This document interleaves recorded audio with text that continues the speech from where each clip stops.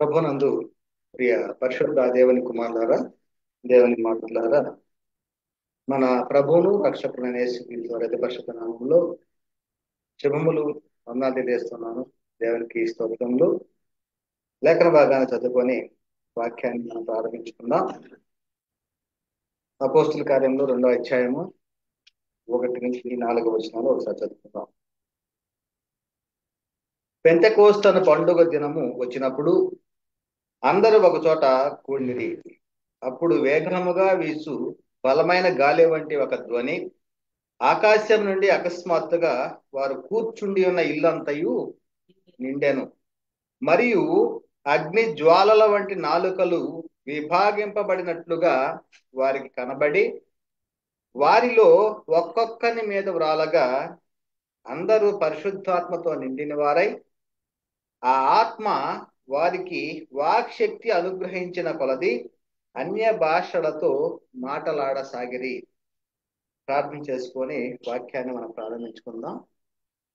ప్రార్థన. కృప కలిగిన ప్రేమ కలిగిన ప్రియ పరలోకపు తండ్రి, ఈ ఘనమైన అత్యున్నతమైన మహోన్నతమైన అతిశ్రేష్టమైన నామను బట్టి స్తుతులు స్తోత్రం చెల్లిస్తూ ఉన్నాం నాయన తండ్రి. మరి ఇప్పటి వరకు నీ కాపుదల్లో భద్రపరిచి సజీవులకు వచ్చిన నీ సన్నిధిలో మరి కూడుకోవడానికి ఇచ్చిన మహాకృపను బట్టి స్తోత్రాలు చెల్లిస్తూ ఉన్నాం నాయన. మరి ఈ సమయంలో తండ్రి ఈ యొక్క విలువైన అమూల్యమైన జీవము గల మాటలను ప్రకటించడానికి సిద్ధపడింది తండ్రి. నీ యొక్క శక్తిని జ్ఞానం దయచేయండి నాయన.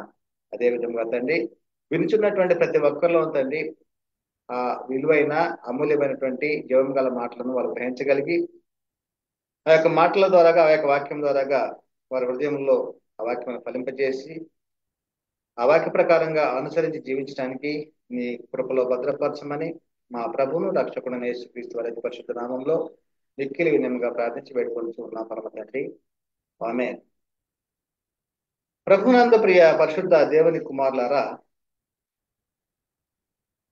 మరి ప్రాముఖ్యమైనటువంటి పరిశుద్ధాత్మ సంపూర్ణ వివరణ అనే ప్రధాన అంశంగా మనం ఇప్పటి వరకు చాలా పాఠాలు మనం నేర్చుకుని ఉన్నాం.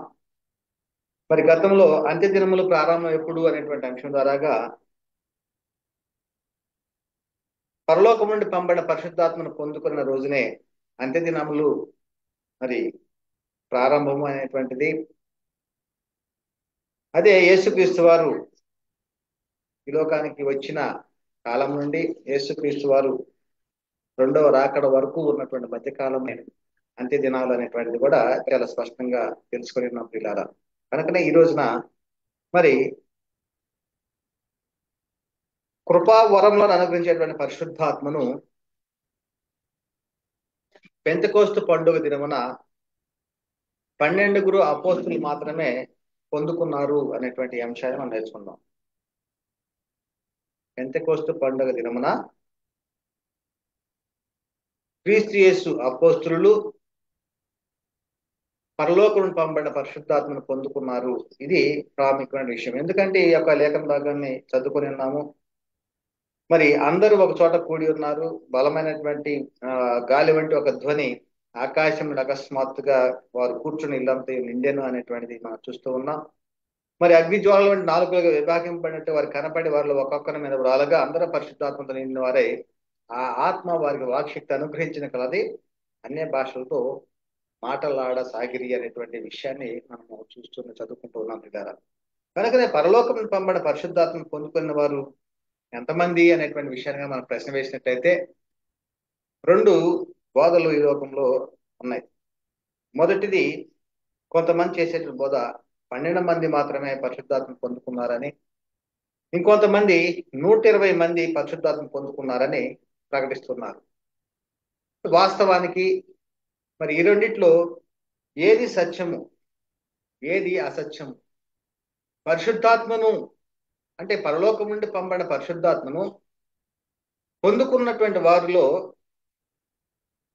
మరి 12 మంది పొందుకున్నారా, లేకపోతే 120 మంది పొందుకున్నారా అనేటువంటిది అనేకమైన రుజువులతో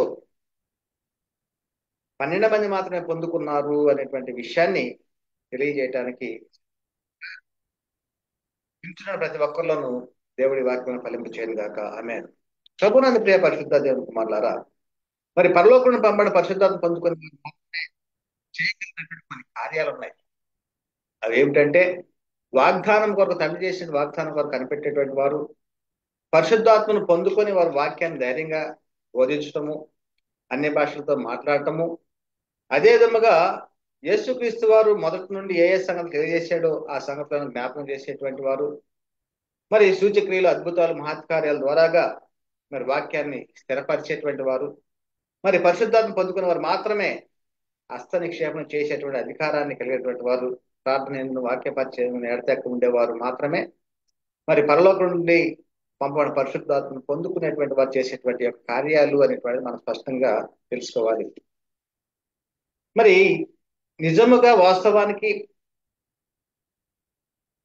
ఎంతమంది ఈ యొక్క పరిశుద్ధాత్మను పొందుకున్నారు అనేటువంటిది మనం చూసినట్లయితే, చదివేటువంటి విధానంలో గ్రహించలేక చాలా మంది 120 మంది పరిశుద్ధాత్మను పొందుకున్నారు అనేటువంటి బోధ చేసేటువంటి పరిస్థితి. మరి ఎలాగ వారు చదువుతున్నారు అంటే లేఖన భాగంలో చెప్పబడతా ఉంది.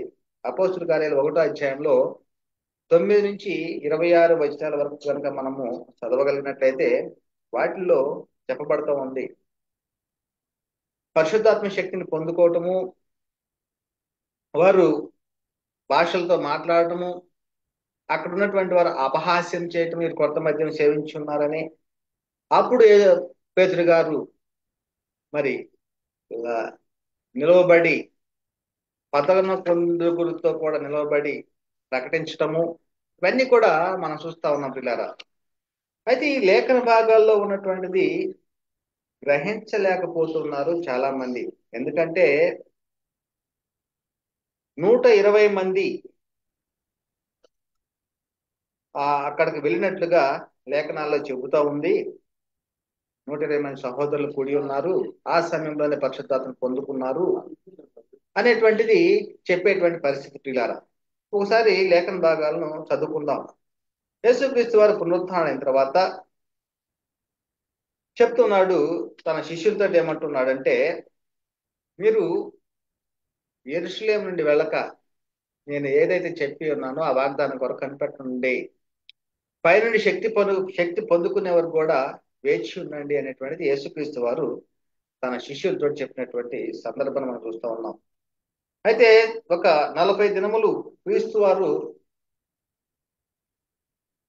పునరుద్ధానంతా కనిపిస్తూ వారితోటి అనేకమైనటువంటి సూచక్రియలు, అదే విధముగా దేవుని రాజ్య సువార్తను గురించి వారికి తెలియజేయటము, ఆ 40 దినాల్లో మరి పొందుకుపోయే పరిశుద్ధాత్మ గురించి తెలియజేయటం అన్ని కూడా చెప్పేటువంటి పరిస్థితి. ఆ సమయంలో యేసుక్రీస్తు వారు ఆరోహణం అవటము, అదే విషయానికి చెప్తున్నాడు. అపోస్తలుల 1వ అధ్యాయం 9-26 వచనాల్లో, ఈ మాటలు చెప్పి వారు చూస్తుండగా ఆయన ఆరోహణమాయను, అప్పుడు వారి కన్నులకు కనబడకుండా ఒక మేఘము ఆయనను కొనిపోయాను. ఆయన వెళ్ళుచుండగా వారు ఆకాశం వైపు చేరి చూచుచుండది, ఇదిగో తెల్లని వస్త్రం ధరించుకున్న 2 మనుషులు వారి వద్ద నిలిచి, గలిలీ మనుషులారా, మీరెందుకు నిలిచి ఆకాశం వైపు చూస్తున్నారు? మీ యొద్ద నుండి పరలోకంలో చేర్చుకొనబడిన ఈ యేసే ఏ రీతిగా పరలోకమునకు వెళ్ళటం మీరు చూసితిరో ఆ రీతిగా ఆయన తిరిగి వచ్చినని వారితో చెప్పాను. ఏ విధంగా అయితే ఆరోహణం అయిపోయాడో అదే విధంగా మరలా రెండోసారి రాబోతూ ఉన్నాడు అని చెప్తూ, అప్పుడు వారు ఒలీవల వనము అనబడిన కొండ నుండి యెరూషలేమునకు తిరిగి వెళ్ళిరి.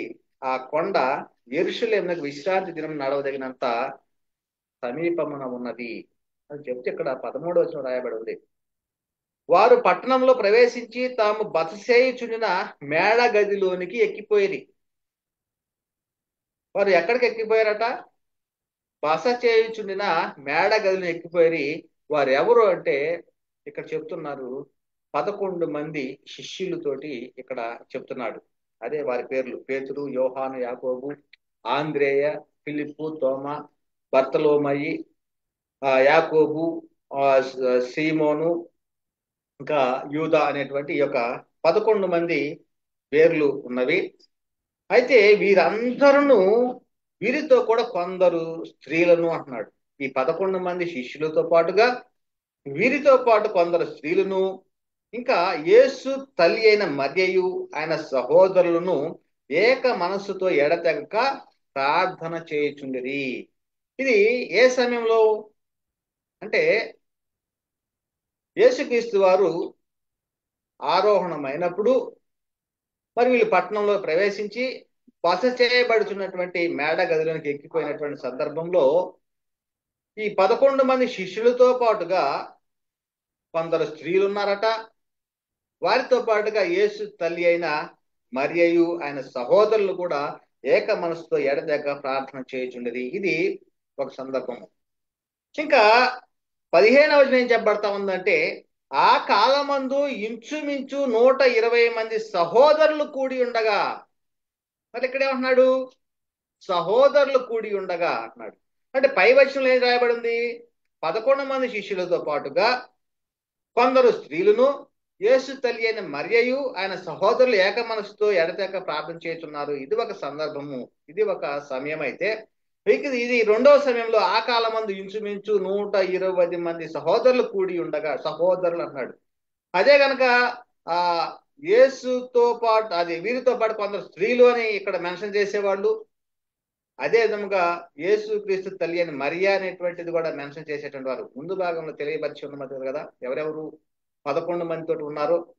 అదేవిధంగా ఈ సందర్భంలో ఆ కాలం మంది ఇంచుమించు 120 మంది సహోదరులు కూడి ఉండగా, అంటే సహోదరు అంటే పురుషులు మాత్రమే కూడి ఉండగా, పేతురు వారి మధ్య నిలిచి ఇట్లనెను, సహోదరులారా, యేసుని పట్టుకొన్న వారికి త్రోవ చూపిన యోధాను గూర్చి పరిశుద్ధాత్మ దావీదు ద్వారా పూర్వం పలికిన లేఖనము నెరవేరవలసి వచ్చి ఉండెను. ఇది ఏ సందర్భంలో వీళ్ళు కూడి ఉన్నారంటే 12వ శిష్యుని ఎంపిక చేసేటువంటి క్రమంలో ఉన్నారు. ఇక్కడ 120 మంది, 11 మంది శిష్యులే ఉన్నారు.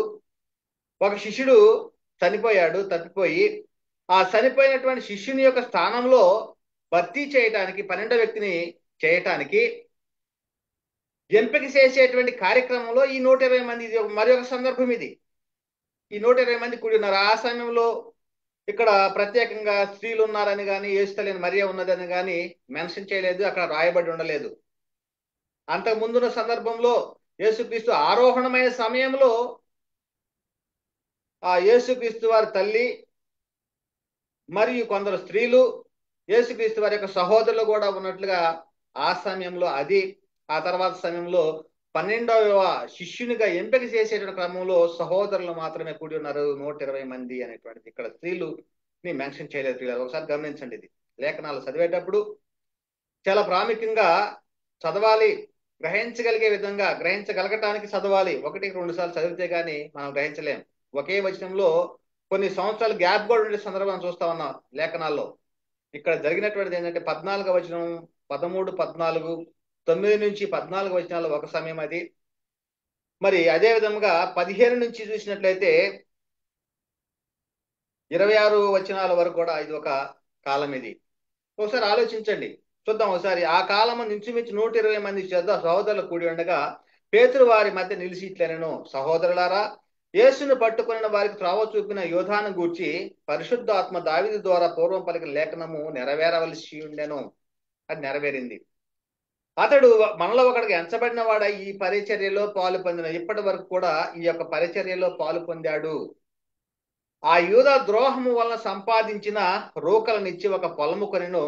అతడు తల్లక్రిందులుగా పడి నడిమికి బద్దలైనందున అతని ప్రేగులన్నీ బయటికి వచ్చెను. అతను చనిపోయినటువంటి స్థితిని తెలియజేస్తూ ఉన్నాడు. ఈ సంగతి యెరూషలేములో కాపురమున్న వారందరికీ తెలియవచ్చెను కనుక వారి భాషలో ఆ పొలము అకెల్దమా అనబడి ఉన్నది. దానికి రక్తభూమి అని అర్థము. ఇందుకు ప్రమాణముగా అతని ఇల్లు పాడైపోవును గాక, దానిలో ఎవడును కాపురం ఉండకపోవును గాక, అతని ఉద్యోగము మరొకటి తీసుకొను గాక అని కీర్తన గ్రంథంలో రాయబడి ఉంది. అంటే యూదా గురించి ఇంతకు ముందే మరి కీర్తన గ్రంథంలో రాయబడి ఉంది. దావీదు గారు ప్రవచించడం జరిగింది. ఇవన్నీ కూడా మరి తెలియజేస్తూ ఇంకేమంటూ ఉన్నారంటే, కాబట్టి యోహాను బాప్తిస్మం ఇచ్చినది మొదలుకొని, సమయం చెప్తున్నాడు, యోహాను బాప్తిస్మం ఇచ్చినది మొదలుకొని ప్రభు అయిన యేసు మన యొద్ద నుండి పరమునకు చేర్చుకొనబడిన దినము వరకు. అంటే బాప్తిస్మిచ్చి యోహాను గారు పరలోక రాజ్యము సమీపించినది, మారు మనసు పొందండి అనేటువంటిది ఆయన యేసుక్రీస్తు వారిని ప్రత్యక్షపరచడానికి ఆయన వచ్చాడు. ఆ క్రమంలో ఆయన ఉన్న కాలం, బాప్తిస్మిచ్చి యోహాను ఉన్న కాలం మొదలుకొని అంటున్నాడు, ప్రభు అయిన యేసు మన ఎదురుండి పరమునకు చేర్చుకోనబడిన దినము అంటే ఆయన పరలోకానికి వెళ్ళే వరకు కూడా, అంటే ఏం చెబుతున్నాడు ఇక్కడ, ఆయన మన మధ్య సంచరించి సుండిన కాలమంతయు మనతో కలిసిన వీరిలో ఒకడు, మనతో కూడా ఆయన పునరుద్ధానం గురించి సాక్షి అయినట్టు ఆవశ్యకమని చెప్పాను. చూడండి, అంటే పునరుద్ధానానికి సాక్ష్యం ఇవ్వటానికి ఎవరు అవసరమై ఉన్నారు అంటే, యేసుక్రీస్తు సంచరించి ఉండినటువంటి కాలములో ఉన్నటువంటి వారిలో ఒకడిని ఎన్నుకోవాలనుకుంటున్నారు. ఇద్దరున్నారు, వారిలో ఒకడిని ఎన్నుకోవాలని కోరుకుంటున్నారు. అదే విషయం చెప్తాడు. అప్పుడు వారు యూస్తు అను మారు పేరు గల బర్సబ్బా అనబడిన యేసోపు, మత్తయ్యను ఇద్దరిని నిలువబెట్టి ఇట్లని ప్రార్థన చేసిరి, అందరి హృదయంలో ఎరిగిన ప్రభువా, తన చోటికి పోవుటకు యూదా తప్పిపోయి పోగొట్టుకున్న ఈ పరిచర్యలోను అపోస్తలత్వములోను అన్నాడు. దేనిలో అన్నాడు? పరిచర్యలోను, మరియు ఏమన్నాడు? అపోస్తలత్వములోను పాలు పొందుటకు వీరిద్దరిలో నీవు ఏర్పరచుకున్న వారిని కనపరచుమన్నది. అంతటా వారు వీరిని గూర్చి చీట్లు వేయగా మత్తయ్య పేరట చీటి వచ్చిన గనుక అతడు 11 మంది అపోస్తులతో కూడా లెక్కింపబడిన. అంటే 12వ వాడు ఎవరు అంటే యూదా స్థానంలో భర్తీ చేసింది మత్తయ్యని మరి ఎంపిక చేశారు. ఈ క్రమంలో 120 మంది సహోదరులు ఉన్నారు. ఎంపిక చేసే క్రమంలో 120 మంది సహోదరులు ఉన్నారు. వీరందరూ పరిశుద్ధాత్మ పొందుకున్నారనే చాలా మంది భ్రమపడేటువంటి పరిస్థితి. అంటే మొదటగా శిష్యులతో పాటు తల్లి అయిన మధ్య కొందరు స్త్రీలు, ఆయన సహోదరులు కలిసి ఉన్నారు ఎప్పుడు యేసుక్రీస్తు వారు ఆరోహణమైన సమయంలో. ఆ తర్వాత కాలంలో ఏం జరిగిందంటే 120 మంది సహోదరులు కలిసి 12వ వ్యక్తిని, యూదా స్థానాన్ని భర్తీ చేయడానికి, 12వ వ్యక్తిని భర్తీ చేయటానికి, ఎంపిక చేయటానికి 120 మంది సహోదరులు కూడి ఉన్నారు. మరి ఆ తర్వాత ఏం జరిగిందంటే పెంతెకోస్తను పండుగ, మరి ఆ సందర్భంలో పరలోకం నుండి పంపబడిన పరిశుద్ధాత్మను పొందుకోవటం జరిగింది పిల్లారా. మరి ఇవన్నీ కూడా మరి ఎందుకు గ్రహించలేకపోతూ ఉన్నారు అనేటువంటి విషయాన్ని మనము ఆలోచించాలి. చూద్దాము. అపోస్తలుల కార్యం 2వ అధ్యాయంలో 3-4 వచనాల్లో, మరియు అగ్ని జ్వాలల వంటి నాలుకలు విభాగింపబడినట్టు వారి కనబడి వారిలో ఒక్కొక్కరి మీద వ్రాలగా అందరూ పరిశుద్ధాత్మతో నిండిన వారై ఆ ఆత్మ వారికి వాక్శక్తి అనుగ్రహించిన కొలది, ఏమంటున్నారు? వాక్శక్తి అనుగ్రహించిన కొలది అన్య భాషలతో మాట్లాడసాగిరి. ఇక్కడ ఏమైపోయారు అంటే, మరి అపోస్తలుల కార్యం 1వ అధ్యాయంలో 9-26 వచనంలో రాయబడినటువంటి భాగంతో పాటుగా ఈ పెంతెకోస్తు పండుగ దినం అంటే 2వ అధ్యాయ ప్రారంభాన్ని కూడా కలిపేశారు. అంటే ఆ పండగ రోజు 120 మంది ఉన్నారు అనేటువంటి భ్రమలో చాలా మంది ఉన్నారు. అంటే నిజానికి సత్యాన్ని గ్రహించలేనటువంటి స్థితిలో ఉన్నారు. ఎందుకంటే మరి ఆత్మ సంబంధమైనటువంటి జన్మ సరిగా లేకపోవటం వలన పరిశుద్ధ గ్రంథంలో రాయబడిన లేఖనాలను గ్రహించలేకపోతున్నారు ద్వారా. విషయాన్ని చెప్తున్నాడు కదా. ఇక్కడ ఏమంటున్నాడు? అందరూ పరిశుద్ధాత్మ నిండిన వారై ఆ ఆత్మ వారి వాక్శక్తి అనుగ్రహించిన కొలది అన్ని భాషలతో మాట్లాడసాగిరి. అంటే పరలోకం నుండి పంపబడిన పరిశుద్ధాత్మను ఎంతమంది పొందుకున్నారు? 12 మందా, 120 మందా అంటే 12 మంది మాత్రమే అని ఇక్కడ స్పష్టంగా అర్థమవుతోంది. ఎలా చెప్తున్నారు 12 మంది అని అనేటువంటిది చాలా మందికి ఒక డౌట్ రావచ్చు. అదే విషయాన్ని క్లియర్ చేద్దాం. అదే అధ్యాయంలో 4-18 వచనాలు ఒకసారి చదువుకుందాం.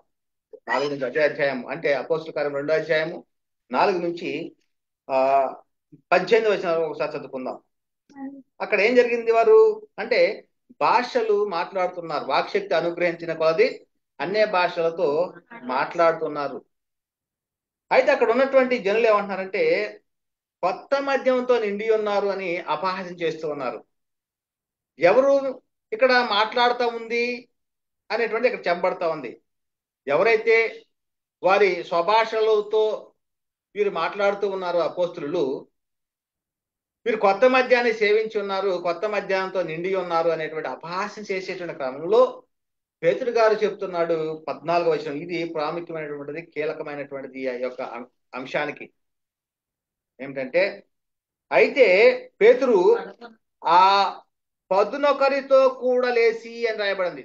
పదునొకరితో కూడా లేచి అంటే అక్కడ ఎంతమంది ఉన్నారు అంటే ఎంపిక జరిగిపోయింది. 11 మంది శిష్యులు ఉన్నారు పేతురుతో పాటుగా. 12వ వ్యక్తి పేతురు. అయితే చెప్పాల్సిందేది, ఒకవేళ 120 మందే కనుక ఉంటే 119 మందితో కలిసి అనేటువంటిది అయినా చెప్పి ఉండాలి. అలా కాకుండా పేతురు గారు ఏం చెబుతున్నాడంటే 11 కూడా లేచి అంటున్నాడు. అంటే 11 మంది శిష్యులతో పాటు ఇతను కూడా లేచి నిలిచి బిగ్గరగా ఇట్లా రెండు అంటున్నాడు. అంటే అక్కడ ఎంతమంది పరలోకం నుండి పంపిన పరిశుద్ధాత్మ పొందుకున్నారు అంటే 12 మాత్రమే. క్రీస్తు యేసు యొక్క అపోస్తులు 12 మాత్రమే. ఇది చాలా స్పష్టంగా గ్రహించాలి. ఎందుకంటే ఈ యొక్క అంశాన్ని ఎందుకు తెలియజేస్తూ ఉన్నాము? క్రీస్తు యేసే ముఖ్యమైన మూలరాయి ఉండగా అపోస్తులు ప్రవచించిన పునాది మీద మనం కట్టబడాలి. 120 మంది అపోస్తులు, 120 మంది ద్వారా సంఘం కట్టబడిందా? 120 మంది ఆ ముఖ్యమైన మూలరాయి అయిన క్రీస్తు బండ మీద సంఘాన్ని స్థాపించారా? ఒకసారి ఆలోచించండి. అంటే లేఖనాలు ప్రకారంగా మనము అనుసరించాలి. అంటే సత్యంలో తొలగిపోతే సత్యంలోకి మళ్లించవలసిన బాధ్యత మన పైన ఉన్నది కనుక ఈ యొక్క సర్వసత్యాన్ని తెలియజేయడానికి మీ ముందుకు రావడం జరిగింది పిల్లరా. కనుకనే అక్కడ పేతురు గారే చెబుతున్నాడు, ఏమంటున్నాడంటే 11 కూడా లేచి నిలిచి బిగ్గరగా వారి తిట్లను, యూదయ మనుషులారా, యెరూషలేములో కాపురమున్న సమస్త జనులారా, ఇది మీకు తెలియగాక చెవి యొగ్గిన మాటలు వినుడి. మీరు ఊహించినట్టు వీరు మత్తులు కాదు, ప్రొద్దుబొడిచి జామైన కాలేదు. ఏ వేళ ప్రవక్త ద్వారా చెప్పబడిన సంగతి ఇదియే, ఏమనగా అంత్య దినముల యందు నేను మనుషులందరి మీద ఆత్మను కుమ్మరించెదను. మీ కుమారులను మీ కుమార్తెలను ప్రవచించెదరు. మీ యవ్వనులకు దర్శనములు కలుగును, మీ వృద్ధులు కలలకందురు. ఆ దినములలో నా దాసుల మీదను నా దాసురాండ్ర మీదను నా ఆత్మను కుమ్మరించెదను గనుక వారు ప్రవచించెదరు అని. ఎవరితో పాటు ఉన్నాడు పేతురు అంటే 11 కూడా కలిసి ఉన్నాడు. అక్కడ ఉన్నటువంటి వారు ఎంతమంది అంటే 12 మాత్రమే ఉన్నారు అనేటువంటి విషయం మనకి స్పష్టంగా అర్థమవుతోంది పిల్లారా. కనుకనే ఇక్కడైనా కానీ సత్యాన్ని గ్రహించండి. 120 మంది పొందుకోలేదు, 12 మాత్రమే పరలోకం నుండి పంపిన పరిశుద్ధాత్మ పొందుకున్నారు అనేటువంటిది స్పష్టంగా తెలుసుకోవటం. ఇంకా చాలా ఆధారాలు ఉన్నాయి, చాలా రుజువులు ఉన్నవి. ఆ విషయంలో కనుక చూసినట్టయితే మరి యేసుక్రీస్తు గురించి సాక్ష్యం ఇచ్చేది ఎవరు? యేసుక్రీస్తు వారు పునరుద్ధానాన్ని గురించి అయినా సరే, యేసుక్రీస్తు వారు శిష్యులతో చెప్పాడు కదా దేవుని రాజ్యం గురించి. మరి రాజ్యం గురించి వివరించాలన్నా, పునరుద్ధానాన్ని గురించి ప్రకటించాలన్నా ఎవరు యేసుక్రీస్తు గురించి సాక్ష్యం ఇవ్వాలి అంటే పరిశుద్ధాత్మతో పాటు మీరు కూడా సాక్ష్యం ఇవ్వాలి అంటున్నాడు యేసుక్రీస్తు వారు. అదే ఇక్కడ చెప్తున్నాడు. ఆ ఇక్కడ 120 మందితో కాదు సాక్ష్యం ఇవ్వాల్సింది, 12 మంది అపోస్తులు మాత్రమే పరిశుద్ధాత్మతో సహా వీరు కూడా సాక్ష్యం ఇవ్వాలి అనేటువంటిది లేఖనం చెప్తాను పిల్లారా. అదే యోహాను సువార్త 15వ అధ్యాయము 26 నుంచి 27 వచనంలో, తండ్రి యొద్ద నుండి మీ యొద్దకు నేను పంపబో ఆదరణకర్త అనగా తండ్రి యొద్ద నుండి బయలుదేరి సత్యస్వరూపిన ఆత్మ వచ్చినప్పుడు ఆయన నన్ను గూర్చి సాక్ష్యం ఇచ్చును. పరిశుద్ధాత్ముడు ఎవరి గురించి సాక్ష్యం ఇస్తాడంట? నన్ను గురించి అంటే యేసుక్రీస్తు వారిని గురించి సాక్ష్యం ఇస్తాడు అని చెబుతూ, మీరు మొదటి నుండి నా యొద్ద ఉన్నవారు గనక నువ్వు సాక్ష్యం ఇస్తురు. అందుకనే ఆ శిష్యులు ఎవరిని ఎంపిక చేసుకున్నారు? మత్తయిని ఎందుకు ఎంపిక చేసుకున్నారు అక్కడ అంటే యేసుక్రీస్తు మరి బాప్తిస్మిచ్చి యోహాను కాలం దగ్గర నుంచి అదే విధముగా యేసుక్రీస్తు పరమునకు చేర్చుకోబడిన దినం వరకు కూడా ఆ కాలం మంది యేసుక్రీస్తుతో పాటు సంచరించిన కాలం అంతలో కూడా మరి ఉన్నాడు కాబట్టే మత్తయిని ఎన్నుకోవడం జరిగింది.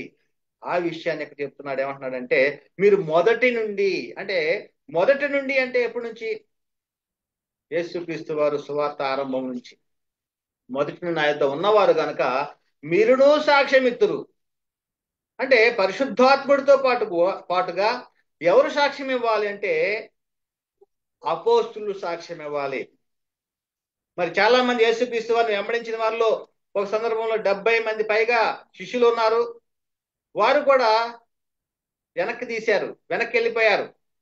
ఎలాగా?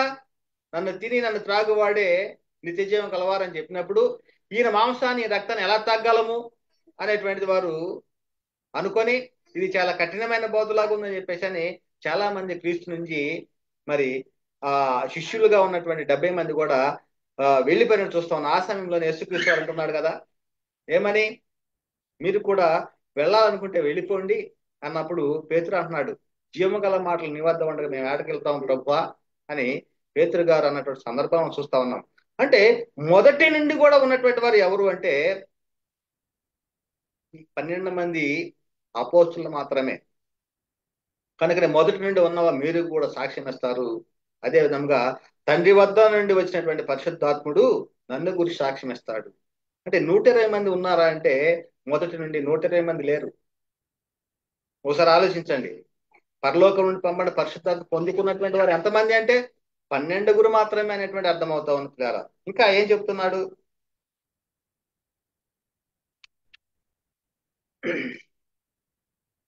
తండ్రి అయిన దేవుడు యేసుక్రీస్తు పంపిన ప్రకారం యేసుక్రీస్తు వారు కూడా మరి ఎవరిని పంపుతానన్నాడు? 120 మందిని పంపుతానన్నాడా, లేకపోతే 12 మంది పంపిస్తా అన్నాడా? తండ్రి అయిన దేవుడు యేసుక్రీస్తు వారిని ఈ లోకానికి పంపాడు. అదే ప్రకారంగా నేను కూడా మిమ్మల్ని పంపుతానని ఎవరితో అన్నాడు? 12 మంది శిష్యులతో అన్నాడా, లేకపోతే 120 మందితో అన్నాడా? 12 ఆ మాటలు అన్నట్లు మనం చూస్తాం కదా. అదే విషయం యోహాను సువార్త 20 అధ్యాయము 21 నుంచి చదివినట్లయితే, ఆయన ఇలాగ చెప్పి వారికి తన చేతులను ప్రక్కను చొప్పగా శిష్యులు ప్రభువును చూసి సంతోషించారు. అంటే పునరుద్ధారణ తర్వాత యేసుక్రీస్తు వారు వారి మధ్యకి వచ్చి చేతులను ప్రక్కన చూపిస్తున్నాడు. ఆ చూపించినప్పుడు శిష్యులు ప్రభువును చూసి సంతోషించారట. అప్పుడు యేసు మరలా మీకు సమాధానము కలుగును గాక, తండ్రి నన్ను పంపిన ప్రకారము అంటున్నాడు. అంటే తండ్రి అయిన దేవుడు యేసుక్రీస్తు వారిని ఎందుకు పంపాడు? పాపము నుండి విమోచించడానికి, పాపులను రక్షించడానికి, పాపాన్ని తీసివేయటానికి యేసుక్రీస్తు వారిని ఈ లోకానికి పంపాడు. అదే విధముగా ఏమంటున్నాడంటే, నేను మిమ్మల్ని పంపుచున్నానని వారితో చెప్పాను. నేను కూడా మిమ్మల్ని పంపుచున్నాను. ఆయన ఈ లోకంలోకి వచ్చి ఎన్ని ఇబ్బందులు పడ్డాడో, అదే విధముగా ఎన్ని శ్రమలను అనుభవించాడో, ఎన్ని హింసలు పొందాడో, అదే విధముగా మిమ్మల్ని కూడా పంపుచున్నాను అనేటువంటిది యేసుక్రీస్తు వారు చెప్పేటువంటి పరిస్థితి.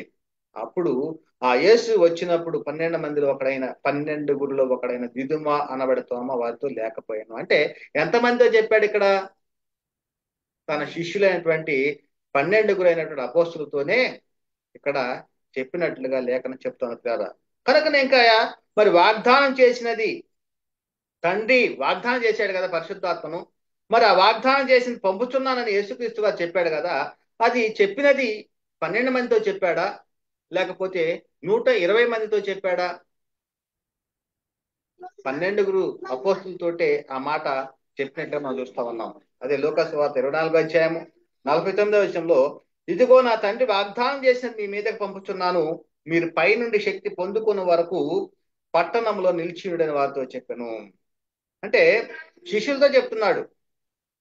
ఎక్కడి నుంచి? తండ్రి వాగ్దానం చేసి మీ మీదకి పంపుచున్నానని ఎవరితో చెప్పాడు? 12 అపోస్తులతోనే చెప్పాడు, కానీ 120 మందితో కాదు కదా. పరలోకం నుండి పంపడిన పరిశుద్ధాత్మను పొందుకున్నది ఎంతమంది అంటే 12 మాత్రమే. అందుకనే ఈ యొక్క అంశం పేరు ఏంటంటే, పెంతెకోస్తు పండుగ దినమున 12 క్రీస్తు అపోస్తులు మాత్రమే పరిశుద్ధాత్మను పొందుకునేది ఈ యొక్క అంశం పేరు. ఇంకా దీనిలో సందేహమే లేదు. 120 మంది పొందుకున్నారు అనేటువంటిది బోధ, అబద్ధ బోధ, అసత్య బోధ. ఆ సత్యం, ఆ యొక్క అసత్యం నుండి సత్యంలోకి రావాలనే ఈ కొన్ని రుజువులతోటి లేఖనాలను తెలియజేస్తూ ఉన్నాం. ఇంకా మరి కొద్ది దినాల్లో మీరు పరిశుద్ధాత్మలో బాప్తిస్మం పొందిరని యేసు ఎవరితో చెప్పాడు? 120 మందితో చెప్పాడా, లేకపోతే 12 మందితో చెప్పాడా? కొద్ది దినాల్లో మీరు పరిశుద్ధాత్మలో బాప్తిస్మం పొందిరని 12 అపోస్తులతోనే చెప్పినట్లుగా చూస్తూ ఉన్నాం. అదే అపోస్తుల కార్యం 1వ అధ్యాయంలో 4 నుంచి 5 వచనాల్లో ఆయన వారిని కలుసుకొని ఇలాగూ ఆజ్ఞాపించను, మీరు యెరూషలేము నుండి వెళ్ళక. ఎవరితో చెప్తున్నాడు ఈ మాటలన్నీ కూడా? శిష్యులతోటే. యెరూషలేము నుండి వెళ్ళక నా వలన వినిన తండ్రి యొక్క వాగ్దానము కొరకు కనిపెట్టుడి. నా వలన విన్నారు. ఏమిటి? తండ్రి చేసిన వాగ్దానము. దాని కొరకు మీరు కనిపెట్టండి. యోహాను నీళ్ళలో బాప్తిస్మం ఇచ్చాను గాని కొద్ది దినములలోగా మీరు పరిశుద్ధాత్మలో బాప్తిస్మం పొందేదరనెను. అంటే ఇది ఎవరితో చెప్పాడు? 120 మందితో చెప్పాడా? శిష్యులతో చెప్పాడా? పరలోకం నుండి పంపబడిన పరిశుద్ధాత్మను పొందుకునేది ఎంతమంది? అంత్య దినములలో మనుషులందరూ నా ఆత్మను కుమ్మరిస్తాను అంటే మరి ఆ రోజున జరిగింది ఎంతమందికి? 12 క్రీస్తు అపోస్తులు మాత్రమే పరిశుద్ధాత్మ పొందుకున్నారు. పరిశుద్ధాత్మ మీ మీదకి వచ్చినప్పుడు మీరు శక్తి నొందుదురని యేసు ఎవరితో చెప్పాడు? 12 మంది అపోస్తులతో చెప్పాడా? లేకపోతే 120 మందితో చెప్పాడా? 12 మంది అపోస్తులతో చెప్పాడు. అపోస్తుల గారు 1వ అధ్యాయం 8వ వచనం రాయబడినది. అయినను పరిశుద్ధాత్మ మీ మీదకి వచ్చినప్పుడు మీరు శక్తి నొందెదరు గనుక మీరు యెరూషలేములోను యూదయ సమరయ దేశముల అంతటను భూదిగమంత వరకును కూడా నాకు సాక్షులైందురు. మరి అంతటా కూడా అంటున్నాడు. ఎక్కడెక్కడ ప్రాంతాలు చెప్తున్నాడు? యెరూషలేములోను యూదయ సమరయ దేశముల అంతటను భూ దిగంతముల వరకును నాకు సాక్షులు. అంటే ఆరిన నేల మీద ఉన్నంత వరకు కూడా నాకు సాక్షులై ఉంటారు అని యేసుక్రీస్తు వారి ఎవరితో చెప్పాడు? 12 అపోస్తులతోనే చెప్పాడు కానీ 120 మందితో చెప్పలేదు. అంటే పరలోకం నుండి పంపడిన పరిశుద్ధాత్మ పొందుకున్న వారు ఎంతమంది అంటే 12 మాత్రమే పొందుకొని ఉన్నారు అనేటువంటిది స్పష్టంగా గ్రహించాలి పిల్లారా. కనుకనే మరి పేతురు వాక్యాన్ని ప్రకటిస్తూ ఉన్నప్పుడు హృదయాల్లో నొచ్చుకునండి వారు అడుగుతున్నారు, సహోదరులారా మేమేమి చేయాలి, మేమేమి చేయాలి అని చెప్పేసి అని అడిగినప్పుడు పేతురు గారు ఏం చెప్తున్నాడు? మీరు మారు మనసు పొంది పాపక్షమాపణ యేసుక్రీస్తు నామములో బాప్తిస్మం పొందుడి, అప్పుడు మీరు పరిశుద్ధాత్మ నామములో బాప్తిస్మం పొందుతారు. ఎవరిని అడిగారు వీళ్ళు? అదే చెప్తున్నాడు 37వ వచనంలో. వారు ఈ మాట విని హృదయంలో నొచ్చుకొని సహోదరులారా మేమేమి చేద్దామని పేతురును కడమ అపోస్తులను అడగగా అంటున్నాడు. పేతురుతో సహా ఇంకా కడమ అపోస్తులు అంటే 11 మంది అపోస్తులను అడిగినప్పుడు ఏం చెబుతున్నారు పేతురు గారు? మీరు మారు మనస్సు నుండి పాప క్షమాపణ నిమిత్తము యేసుక్రీస్తు నామమున బాప్తిస్మం పొందుడి, అప్పుడు మీరు పరిశుద్ధాత్మ వరమును పొందుదురు. ఇది ఆ ఎవరితోటి మేమేమి చేతుము అని అడిగినప్పుడు ఎవరు చెప్పారు అంటే 12 అపోస్తులు చెప్పినట్టు మనం చూస్తున్నాం కదా. కనుకనే మరి పేతురు ఎందరితో కూడా లేచి బిగ్గరగా వారితో ఇట్లా అన్నాడు అంటే 11 మందితో లేచి ఆ ఆ సందర్భం చదువుకుందాం. అపోస్తుల కార్యం 2వ అధ్యాయము 14వ వచనంలో వీరు కొత్త మద్యంతో నిండి ఉన్నారని అపహాస్యం చేసినప్పుడు ఆ సందర్భం చెబుతున్నాడు. అయితే మీరు పేతురు ఆ పదున కోరితో కూడా లేచి బిగ్గరగా వారితో ఇట్లా నేను పదున కోరితో కూడా లేచి అంటే 11 మందే ఉన్నారు కానీ 120 మంది అక్కడ లేరు. పరలోకం నుండి పంపబడిన పరిశుద్ధాత్మ పొందుకున్నటువంటి వారు ఎంతమంది అంటే 12 అపోస్తులు మాత్రమే అనేటువంటిది స్పష్టంగా తెలుసుకోవాలి పిల్లరా. ఇంకా ఆ పేతురు చెప్పిన వాక్యం అంగీకరించి బాప్తిస్మం పొందిన వారు ఎవరి బోధ ఎందును సహవాసమందును ఎడదెగ్గ ఉండాలి. ఎవరి బోధ ఎందును ఎవరి సహవాసమందును ఎడదెగ్గ ఉండాలని లేఖనం చెప్తా ఉంది. అంటే అపోస్తుల బోధ ఎందును సహవాసమందును రొట్టె విరుచుటేందును ఎడతెక్క ప్రార్థన ఎందును ప్రార్థన చేయడం ఎడతెక్క ఉండిరి అనేటువంటిది లేఖనం చెప్తా ఉంది. అంటే 120 మంది గురించి రాయబడలే ఇక్కడ. సంఘము అనుసరించవలసిన బోధ అది ఏమిటంటే అక్కడ చెప్తున్నాడు అపోస్తుల కార్యం 2వ అధ్యాయము 41 నుంచి 42 వచనాల్లో. కాబట్టి అతని వాక్యం అంగీకరించిన వారు బాప్తిస్మం పొందిరి. ఆ దినమందు ఇంచుమించు 3000 మంది చేర్చబడి. అంటే ప్రారంభ సంఘము ప్రపంచ పునఃస్థితి స్థాపనలో పాలు పొందినటువంటి వారు 3000 మంది.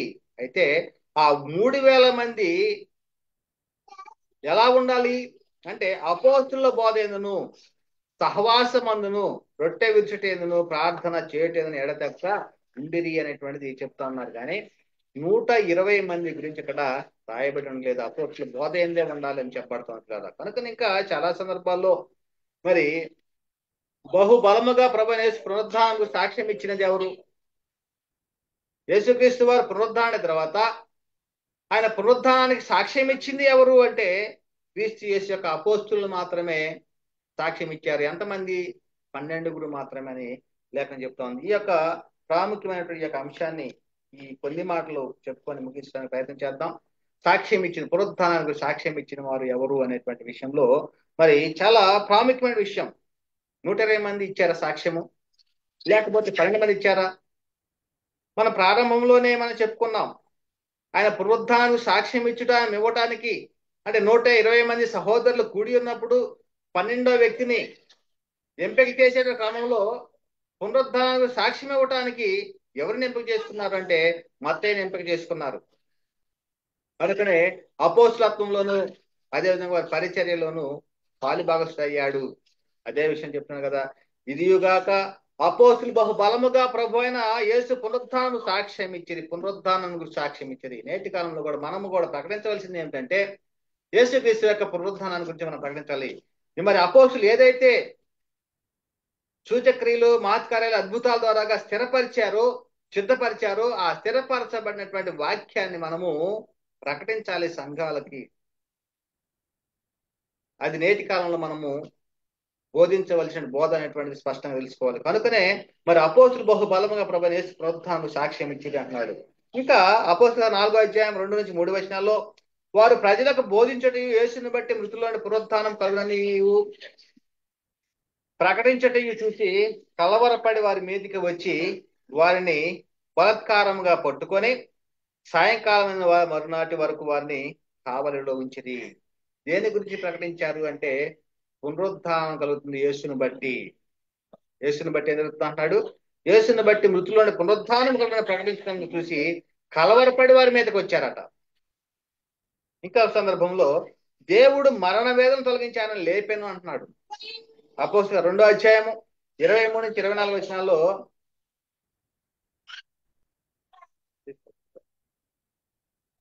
దేవుడు నిశ్చయించిన సంకల్పమును ఆయన భవిష్యత్ జ్ఞానమును అనుసరించి అప్పగింపబడిన ఈయనను మీరు దుష్టుల చేత సిలువను వేయించి చంపితిరి. మరణం ఆయన బంధించుట అసాధ్యము గనుక దేవుడు మరణ వేదనను తొలగించి ఆయనను లేపెను. దేవుడు యేసుక్రీస్తుని లేపాడు. అంటే అపోస్తులు ప్రకటించింది ఆయన యొక్క పునరుద్ధానాన్ని గురించి. అంటే 12 మాత్రమే క్రీస్తు యొక్క పునరుద్ధాన సాక్ష్యం ఇచ్చారు, కానీ 120 మంది సాక్ష్యం ఇచ్చినట్లుగా ఎక్కడ కూడా లేఖనాలు చెప్పబడటం లేదు. ఇంకా యేసును దేవుడు లేపిన మేమందరము సాక్ష్యం అంటున్నాడు. అంటే మొదటి నుండి కూడా మీరు కూడా ఉన్నారు, మీతో పాటు పరిశుద్ధాత్మ సాక్ష్యం ఇస్తాడని చెప్పినట్టుగా మరి అదే విధముగా మరి నెరవేర్పు ఇక్కడ చూస్తూ ఉన్నాం. అపోస్తలుల 2 అధ్యాయం 29-32 వచనాల్లో సహోదరులారా, మూల పురుషుడు దావీదుని గురించి మీతో నేను ధారాళంగా మాట్లాడవచ్చును. అతడు చనిపోయి సమాధి చేయబడెను. అతని సమాధి నేటి వరకు మన మధ్య ఉన్నది. అతడు ప్రవక్త అయి ఉండిన గనక అతని గర్భఫలంలో నుండి అతని సింహాసనం మీద ఒకని కూర్చుండబెట్టెదను అని దేవుడు తనతో ప్రమాణపూర్వకంగా ఒట్టు పెట్టుకున్న సంగతి అతడు ఎదిగి క్రీస్తు పాతాళంలో విడువబడలేదనియు ఆయన శరీరము కుళ్ళిపోలేదనియు దావీదు ముందుగా తెలుసుకొని ఆయన పునరుద్ధానాన్ని గురించి చెప్పాను. అంటే దావీదు గారు ముందుగానే యేసుక్రీస్తు వారి యొక్క పునరుద్ధానం గురించి చెప్పాడు. కనుకనే ఏమంటానంటే 32వ వచనంలో ఈ యేసును దేవుడు లేపిన దీనికి మేమందరము సాక్షులము. అంటే పరిశుద్ధాత్మ శక్తిని పొందుకున్నటువంటి అపోస్తులు సాక్ష్యం ఇస్తూ ఉన్నాడు. దావీదు ఇలా చెప్పాడు, కనుకనే యేసుని దేవుడు లేపాడు, దీనికి మేము అందరము సాక్షులము. అంటే యేసుక్రీస్తుతో పాటు మొదటి నుంచి కూడా ఉన్నవారు కనుక మేమందరము సాక్షులము అనేటువంటిది అపోస్తులు చెప్తున్నారు. కానీ 120 మంది చెప్పలేదు ఇక్కడ.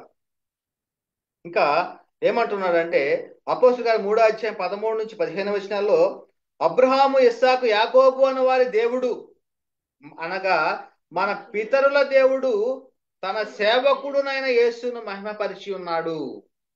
మీరు ఆయనను అప్పగించితిరి. పిలాతు ఆయనను విడుదల చేయటకు నిశ్చయించినప్పుడు మీరు అతని ఎదుట ఆయనను నిరాకరించితిరి. పిలాతు నిశ్చయించుకున్నాడట విడుదల చేయాలని, కానీ ఏమంటారు వాడు నిరాకరించారట. మీరు పరిశుద్ధుడును నీతిమంతుడైన వారిని నిరాకరించి నరహంతకుడైన మనిషిని మీకు అనుగ్రహింపమని అడిగితిరి. మీరు జీవాధిపతిని చంపితిరి గాని ఆయనను దేవుడు ఆయనను మృతుల్లో నుండి లేపెను. అందుకు మేము సాక్షులము. ఎవరు సాక్షులు అంట? అపోస్తులు సాక్షులు, కానీ 120 మంది సాక్షులు కాదు. మేము సాక్షులము. మీరు సిలువ వేసిన ఈ యేసునే దేవుడు ప్రభువుగాను క్రీస్తుగాను నియమించను. ఇది ఇశ్రాయేల్ వంశం అది రూఢిగా తెలుసుకోవాలి అనేటువంటిది ప్రాముఖ్యంగా లేఖనాలు రాయబడి ఉన్నవి, లేఖనాలు చెప్పబడుతోంది. ఇంకా పునరుద్ధానాన్ని గురించి ఏం చెప్తున్నారంటే అపోస్తుల కార్యాలు 5వ అధ్యాయం 28 నుంచి 30 వచనాల్లో ప్రధాన యాజకుడు వారిని చూసి, ఈ నామమును బట్టి బోధింపకూడదని మేము మీకు ఖండితంగా ఆజ్ఞాపింపలేదా? ఇదిగో మీరు యెరూషలేమును మీ బోధతో నింపి, ఎవరి బోధ అండి ఇది? 120 మంది బోధ, అపోస్తులు చేసిన బోధ, క్రీస్తు యేసు యొక్క 12 అపోస్తులు చేసిన బోధ. మీ బోధతో నింపి ఈ మనుషుని హత్య మా మీదకి తేవాలని ఉద్దేశించున్నారని చెప్పాను. అందుకు పేతురు, అపోస్తులను మనుషులకు కాదు దేవునికే మేము లోబడవాలని కదా. ఎవరికి లోబడాలంటున్నారు? పేతురు పేతురు ఏం చెప్తున్నాడు? పేతురును అపోస్తులను, అంటే వీళ్ళందరూ కలిసి మనుషులకు కాదు దేవునికి లోబడాలని కదా. మీరు మ్రానున వేలాడ వేసి సంహరించిన యేసును మన పితరుల దేవుడు లేపెను. మన పితరుల దేవుడు లేపెను. చూడండి, అంటే తండ్రే క్రీస్తు కాదు ఇక్కడ. చాలా మంది బోధ ఇది కూడా తప్పిపోయారు చాలా మంది. తండ్రి యేసుక్రీస్తు లాగా వచ్చాడు, యేసుక్రీస్తే పరిశుద్ధాత్ముడు, త్రియేకుడు, త్రిత్వముల ఏకత్వము. ఈ బోధలన్నీ కూడా తప్పుడు బోధ, ఇవి అబద్ధ బోధలు. సాతాను సంఘాల్లో మరి తన పరిచారకులను పంపించాడు. అసత్య బోధను వినిపించి వీరు నిత్య నరకానికి వెళ్ళటానికి అపవాది యొక్క ప్లాను. కనుకనే ఇక్కడ ఏం చెప్పబడతా ఉంది? మీరు మ్రానులు వేలాడి సంహరించిన యేసును మన పితరుల దేవుడు లేపిన. పితరుల దేవుడు ఎవరు? యెహోవా. మన పితరుల దేవుడు లేపెను యేసుక్రీస్తుని అనేటువంటిది లేఖనం చెప్తా ఉంది. కానీ చాలా మంది అపోహపడుతున్నారు. తండ్రే క్రీస్తులాగా వచ్చాడు, యెహోవా యేసుక్రీస్తు అని. చాలా మంది ఈ బోధలో ఉన్నారు. కనుక ఈ బోధ నుంచి తప్పుకోండి, సత్యాన్ని గ్రహించండి. ఇంకొక సందర్భం చెప్తున్నానంటే దేవుడు ప్రభువును లేపెను. దేవుడు ప్రభువు లేపెను. మనలను కూడా తన శక్తి వలన లేపుతాడని కొరింథీ రాసిన 1వ పత్రిక 6వ అధ్యాయం 14వ వచనంలో కూడా రాయబడి. అంటే యేసుక్రీస్తు వారి యొక్క పునరుద్ధానానికి సాక్ష్యం ఇచ్చింది ఎంతమంది? 12 అపోస్తులు మాత్రమే ఇచ్చారా, లేకపోతే 120 మంది ఇచ్చారా? అంటే 12 అపోస్తులు మాత్రమే. ఎవరైతే పరలోకం నుండి పంపబడిన పరిశుద్ధాత్మను పొందుకున్నారో ఆ పొందుకున్నటువంటి అపోస్తులు మాత్రమే యేసుక్రీస్తు వారి పునరుద్ధానానికి సాక్ష్యం ఇచ్చారు. ఇంకా అపోస్తులుగా 26వ అధ్యాయము 22 నుంచి 23 వచనాల్లో, అయినను నేను దేవుని వలన సహాయం పొంది నేటి వరకు నిలిచి ఉంటిని. క్రీస్తు శ్రమపడి మృతుల పునరుద్ధానం పొందు వారిలో మొదటి వాడొకటి చేత ఈ ప్రజలకును అన్యజనులకును వెలుగు ప్రసరింపబోవునని ప్రవక్తలను మోషేయు ముందుగా చెప్పినవి కాక మరి ఏమి చెప్పక అల్పులకును గనులకును సాక్ష్యం ఇచ్చుచుంటిమి. చూడండి, అంటే దేని గురించి సాక్ష్యం ఇస్తూ ఉన్నారంటే క్రీస్తు శ్రమపడి మృతుల పునరుద్ధానం పొందిన వాళ్ళు మొదటి వాడొకటి చేత, మొదటివాడు మృతుల పునరుద్ధానంలో మొదటి వాడొకటి చేత అనేటువంటిది అపోస్తులు సాక్ష్యం ఇస్తూ ఉన్నారు. ఇంకా రోమాపత్రిక 1వ అధ్యాయం 5వ వచనంలో మృతుల్లో నుండి పునరుద్ధానుడైనందునని చెప్పబడతా ఉంది. మృతుల్లో నుండి పునరుద్ధానుడైనందున. और इसे 2 दिन 3 दिन हो गया वो गाड़ी चालू करा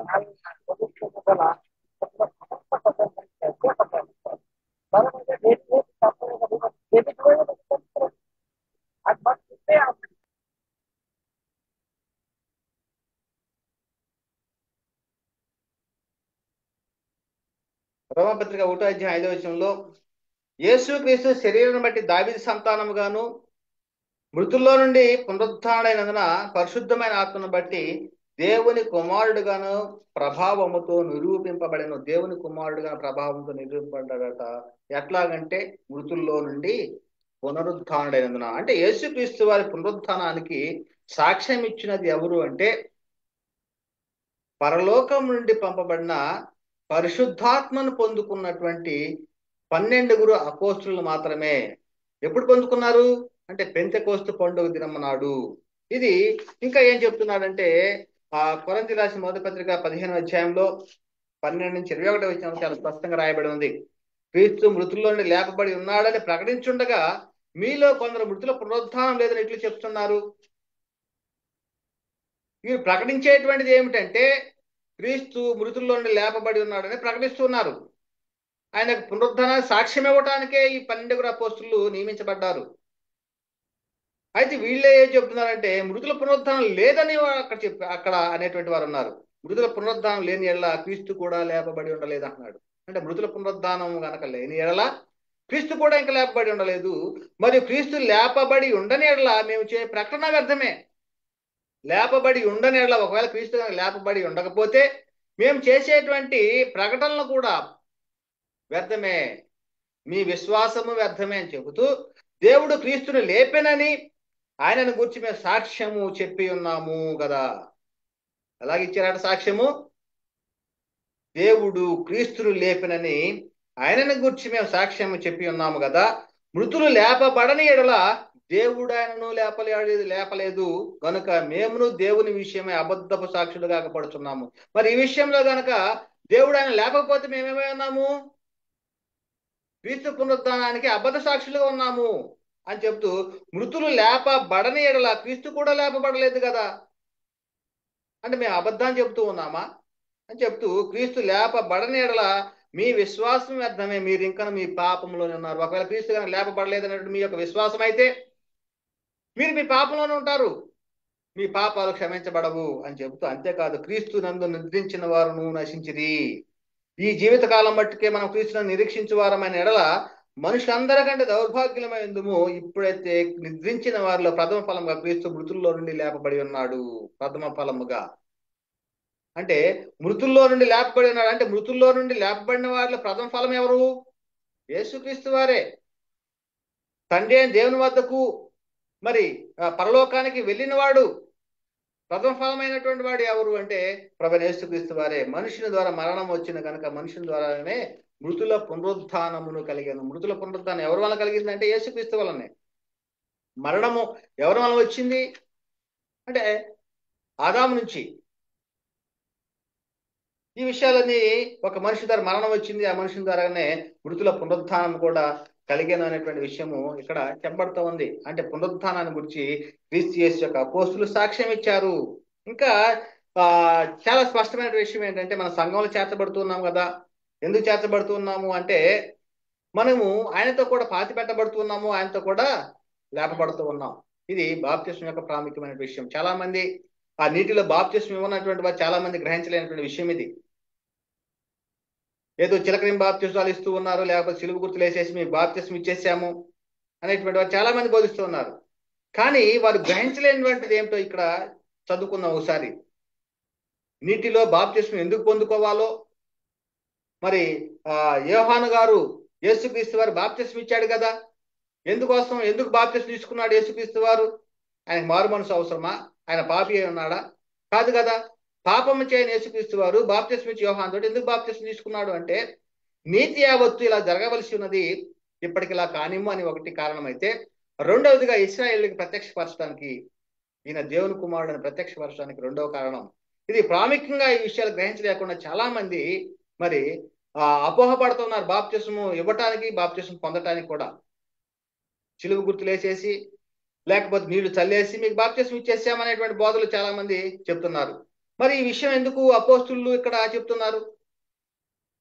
మరి నపుంసకుడు ఫిలిప్ ద్వారా బాప్తిస్మం ఎలా పొందాడు? ఇక్కడ నీళ్లున్నవి, ఈ నీళ్ళకి ఆటంకపరిచే వాళ్ళు నాకు బాప్తిస్మం ఇవ్వు అన్నప్పుడు ఫిలిప్ నపుంసకుడికి బాప్తిస్మం ఇచ్చాడు కదా. వారిద్దరు కూడా నీటిలో దిగారు, నీటిలో నుంచి ఒడ్డుకు వచ్చారు.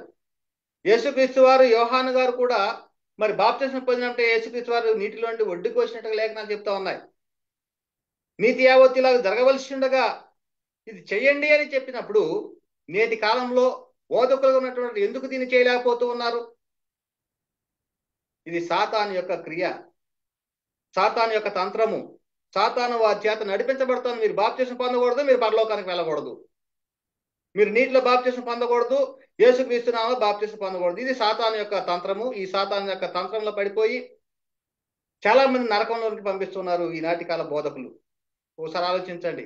ఏ ఒక్కరిని కూడా ఉద్దేశించి చెప్పలేదు. మీరు కూడా సత్యాన్ని తెలుసుకోవాలి, మీ వద్దకు వచ్చే వాళ్ళని కూడా నిత్య జీవాన్ని పొందుకోవాలనే ఉద్దేశంతో ఈ మాట చెప్తున్నాం. కానీ మరి ఎటువంటి ద్వేషం లేదు పిల్లారా. ఒకసారి ఆలోచించండి. అదే విషయాన్ని ఇక్కడ చెప్తున్నా. ఎందుకు బాప్తిస్మం క్రీస్తులో బాప్తిస్మం పొందాలో చెప్తున్నాడు ఇక్కడ. రోమపత్రిక 6వ అధ్యాయము 3 నుంచి 5 వచనాల్లో క్రీస్తు యేసులోనికి బాప్తిస్మం పొందిన మనమందరము ఆయన మరణములోనికి బాప్తిస్మం పొందితమని మీరు ఎరుగురా. మరణములోనికి బాప్తిస్మం పొందామట. ఇంకేమంటున్నాడు, కాబట్టి తండ్రి మహిమ వలన క్రీస్తు మృతుల్లో నుండి ఎలాగూ లేపబడినో అలాగే మనము నూతన జీవం పొందిన వారమని నడుచుకున్నట్లు మనము బాప్తిస్మం వలన మరణంలో పాలు పొందుటకై ఆయనతో కూడా పాతి పెట్టితిమి. అంటే బాప్తిస్మం ఏం జరుగుతూ ఉంది? ఒక వ్యక్తిని నీటిలో ముంచినప్పుడు అతని చనిపోతున్నాడు, పాతి పెట్టబడుతూ ఉన్నాడు. తర్వాత ఏం జరుగుతుందంటే ఆయన మరణం యొక్క సాదృశ్యమందు ఆయనతో ఐక్యము గలవారమైన ఎడల ఆయన పునరుద్ధానం యొక్క సాదృశ్యమందు ఆయనతో ఐక్యము గలవారమైనము. ఆయన ఏ విధంగా మృతుల్లో నుండి లేపబడి ఉన్నాడో మనము కూడా ఈ యొక్క నీటిలో నుంచి లేపబడినప్పుడు ఆయన యొక్క పునరుద్ధానంలో కూడా పాలి భాగస్వామి అవుతున్నాము. ఇది కూడా మనము చాలా స్పష్టంగా తెలుసుకుందాం. పిల్లలు ఒకసారి ఆలోచించండి. అంటే మనము క్రీస్తు యేసు యొక్క అపోస్తులు పునరుత్థానానికి సాక్ష్యం ఇచ్చారు, ఆ 12 మాత్రమే సాక్ష్యం ఇచ్చారు అనేటువంటి విషయము ఇక్కడ లేఖనంలో చెప్పబడుతుంది. కనుకనే సంఘంలో ఉన్నటువంటి ప్రతి ఒక్కరు కూడా మరి ఆయన యొక్క పునరుత్థానము బలాన్ని ఎరిగేవారుగా ఉండాలి అనేటువంటి కూడా చెప్పబడతా ఉంది. పౌలు గారు అదే విషయం చెప్తున్నాడు. ఏ విధము చేతనైనా మృతుల్లో నుండి నాకు పునరుత్థానం కలగవలనని ఆయన మరణ విషయంలో సమాన అనుభవం గలవాడినై ఆయనను ఆయన పునరుద్ధాన బలం ఎరుగు నిమిత్తము అంటున్నాడు. పునరుద్ధాన బలం ఎరుగు నిమిత్తము. చూడండి, అంటే అపోస్తులు మాత్రమే క్రీస్తు యేసు యొక్క పునరుద్ధానానికి సాక్ష్యం ఇచ్చారు. వారు 12 మాత్రమే.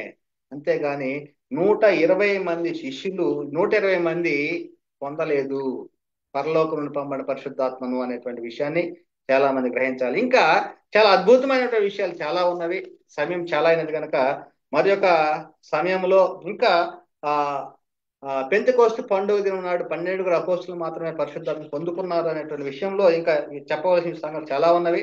ఆ విషయాలు కూడా మరలా రాబోయేటువంటి క్లాస్లో నేర్చుకోవడానికి ప్రయత్నం చేద్దాం. చెప్పబడిన మాటలు వింటున్న ప్రతి ఒక్కరిలో దేవుడు నీరు కట్టి ఫలింపు చేయను గాక. చెప్పబడిన మాట దేవుడు దీవించి ఆశీర్వదించిన గాక. ఆమె అందరికీ వందనాలు. దేవునికి స్తోత్రములు.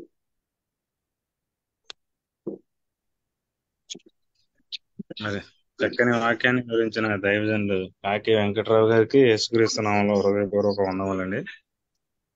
అది చెప్పబడిన వాక్యం నిమిత్తం మన మధ్యన ఉన్న దైవజనులు ఆశీర్వాదంగానే ప్రార్థన చేయవలసిందిగా కోరుచున్నాం.